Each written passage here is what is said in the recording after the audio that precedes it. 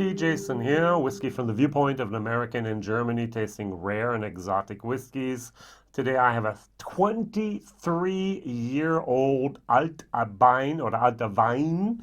The BH should be more like a V. From Berry Brothers and Rudd. This is 50.2%. This is cask strength. So this was actually distilled on Christmas Eve, 1996. So December 24th, 1996, and was bottled 2020. Whiskybase number 187540.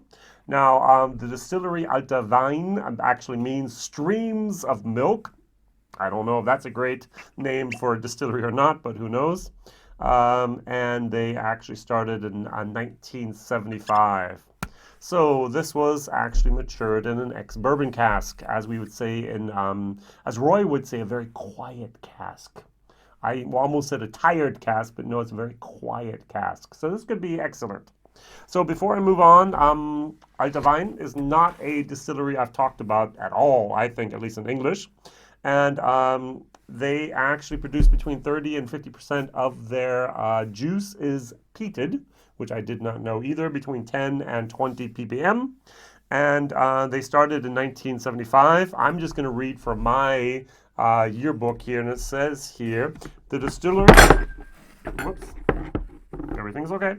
The distillery is founded by Chevis Brothers in 1975, a subsidiary of Seagram's back then. Ooh, we could talk about Seagram's for a long time. In order to secure malt whiskey for its blended whiskeys. The total cost amounts to £2.7 million in 1975. Oh, wow. All right, so in 1989, the production has doubled. So they had one wash still, one spirit still. Now they have two wash stills, two spirit stills. And then in 2001, we had the big problems with Seagram's. And so Pernod Ricard takes over Chevis Brothers from Seagram's. And what do? 1 year later, they mothball it in October of 2002. So production starts back up in 2005 in May. I did not know that. And in 2018, they have their first official lightly peated bottling is released of a no age statement. Wow, 2018, I've never seen that. And they also have a 14-year-old cask strength distilled in 2005 as a distillery only release. All right, very, very good. Most of the whiskey from Allt-a-Bhainne goes over to the, what is it called? The 100 Pipers for the Asian market. They produce about 17 million bottles per year, and the lead malt is Allt-a-Bhainne. So if you ever drive past there, it looks like an industrial building like anything else. It does have Pagados. Wow, my name is not the WhiskyJason at the moment. I'm not doing a very good job here. What is it here? They have the four. What was it here? Pagodas. Ah, wow. Pagodas. Yes, that's what they're called. Embarrassing moment. Am I going to cut out of the video? No, because I'm going to cut out my sneezing and the beginning and the end. All right, so what we have here is a very quiet 23-year-old type of malt. I'm going to compare it to a 14-year-old Tullibardine. I've already done my video about this. This is the only fat cask strength that I have in the moment that is in a bourbon cask from Scotland. This is more of a first fill bourbon in my personal opinion. This is a refilled bourbon barrel, and this is 58 exactly. So if you take a look at the colors here, let's go over here so you can see the colors. Actually, for me, this one looks much darker than this one. In the camera, it does look darker, at least here you can see a difference. 23 years old to 14 years old. Now, my question of the day, my first question of the day is, where were you on Christmas Eve of 1996? That's a long time ago, isn't it? I know. My son was actually born a year before that, so I think we went to our normal church service on Christmas Eve, and then on Christmas Day we drove down to my in-laws in the place where I now live close by here in Germany. Back then it was a 4.5-hour drive, and so we spent the Christmas vacation probably with them, I think with our two boys back then. That would have been about right. So what about you? What did you do in Christmas 1996? Oh, wow. On the nose. I like the nose. This is a very nice nose. I get a little bit of a honey. I get a little bit of a heather. I get a little bit of a star fruit. I get some nice little floral moments going on there. There's a citrus moment as well as it's like a meadow moment. It's a little bit like a dusty meadow type of moment where it's in May and everything's so yellow from all the pollen and so on. That type of dust is what I'm getting in here. Not bad, not bad. There is the official tasting notes here on the box. It says here, this ex-bourbon barrel offers subtle and delicate aromas of vanilla, coconut, and fresh green fruit. A little time in the glass brings a slight whiff of peat smoke. I thought I was a little bit oversensitive to peat. Not getting it. It's really interesting. Sometimes I get peat in things, bruichladdich, that shouldn't be in there. And other times where they say there's a peat smoke, it's like, no, there isn't. Interesting. Over here? This is one of I really like this a lot. This is a very, very nicely aged bourbon cask matured, Allt-a-Bhainne, 14 years old, 58%. Mwah. I could drink this couple evenings in the week and just be very happy with that. All right, so this is subtle, this is quiet. So if I sometimes use my volume knob, if there's some whiskeys out there that scream at you through a megaphone, they'd be like the 10 plus. This is maybe like a 6, and this is like a 2 to a 3. This is like in the library. Shh, be quiet, listen carefully. And to be very, very honest, I'm not the best person at listening carefully to a whiskey. It has to kind of shout out at me a little bit, at least talk at a normal volume for me to recognize most of the stuff. All right, so cheers. First of all, 50.2% is a tiny, tiny little bit too strong for me. Why? Because I've already tried it in my German video.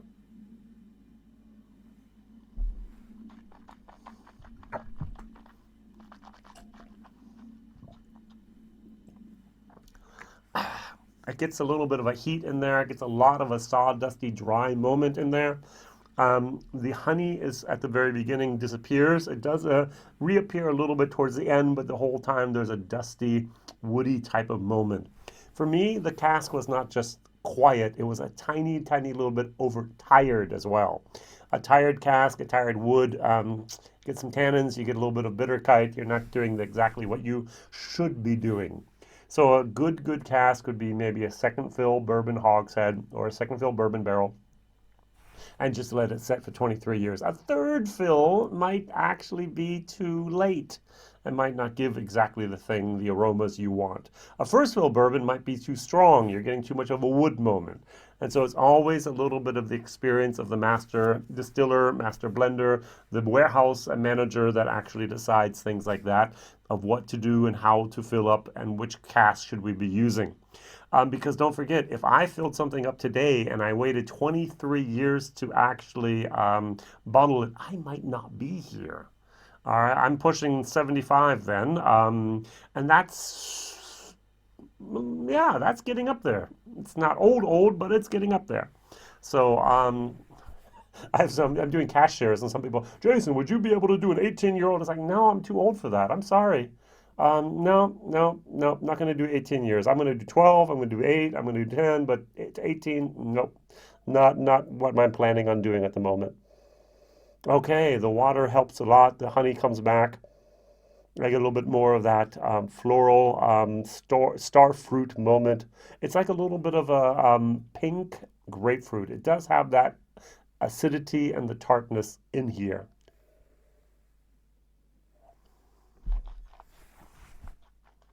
Mm-hmm.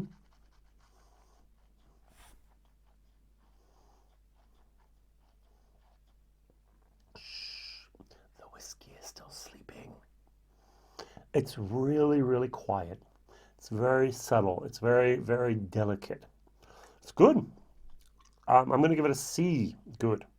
With water. Now, without water, it's a C minus. So with water, it's a C, maybe pushing the C plus. Now, I don't remember if I mentioned the price of this. If I have not mentioned the price, give yourself a price in your head. What should this bottle cost? 23-year-old Allt-a-Bhainne, Berrien Brothers and Rudd, Cask Strength, ex-bourbon, 50.2%. You got a price? Probably, might be right, might be wrong. 185 euros and 90 cents. 185 euros. That's a lot of money for this type of experience.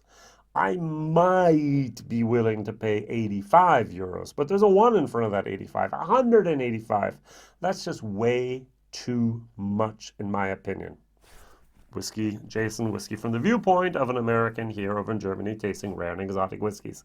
This is not worth the money that they're asking for it. Is that the right price in a overhyped market at the moment? Maybe. Some of these bottles are still in the German and European market at the moment, so they're not flying off the shelves. I have found no information whatsoever anywhere to tell me how many bottles there are. I think that's always a shame. It's something I like as a nerd to know. If it's a barrel after 23 years, I'm going to guess it's only about half still in there.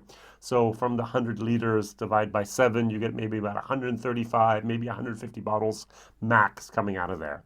And they are still there and for that price, but hey, the market might actually give you that price within a 6 months period if you want to have it. Over here, on the other hand, I have a whiskey that's actually at the 80 euro mark. It is only 14 years old. It was, it's 58% and was matured in that bourbon barrel, and it's just fantastic. I really love this whiskey.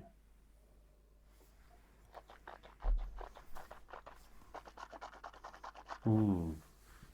Mm. If this is like 3 on the volume, this is like a 6. This is speaking. I can hear it.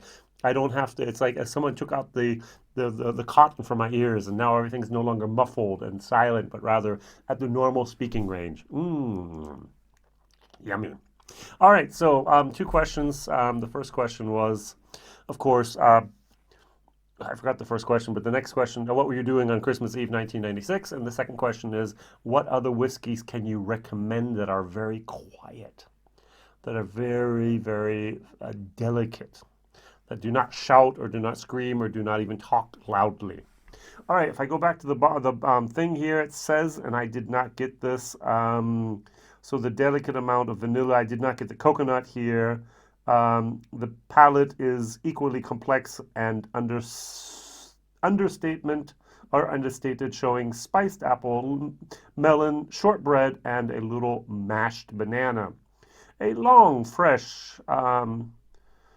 finish brings waves of wood spice and fresh fruit. I like how someone's called a wise whiskey, a wise dram.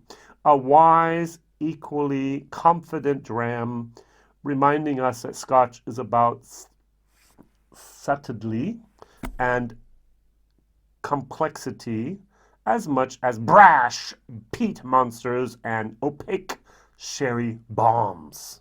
So they're actually going in the other direction. You have your peat bombs, you have your peat monsters, you have your sherry bombs, and you have this. And this is exactly also whiskey.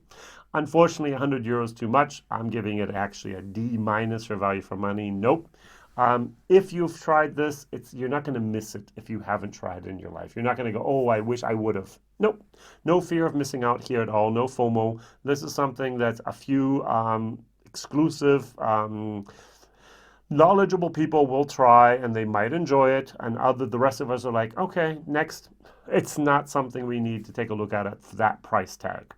All right, thank you very much for watching. WhiskyJason here, whiskey from the viewpoint of an American over here in Germany, tasting rare and exotic whiskeys. I shared this bottle. They're all gone. It's all gone. So sorry, so sorry. I shared most of this bottle. I do have about 10 CLs left. They belong to me. I'm happy about that. And thank you very much for sharing this video and telling other people about this guy over here in Germany tasting whiskey you might not ever see, might not ever taste, and might not ever get to actually experience. That's my channel. WhiskyJason here. Bye-bye.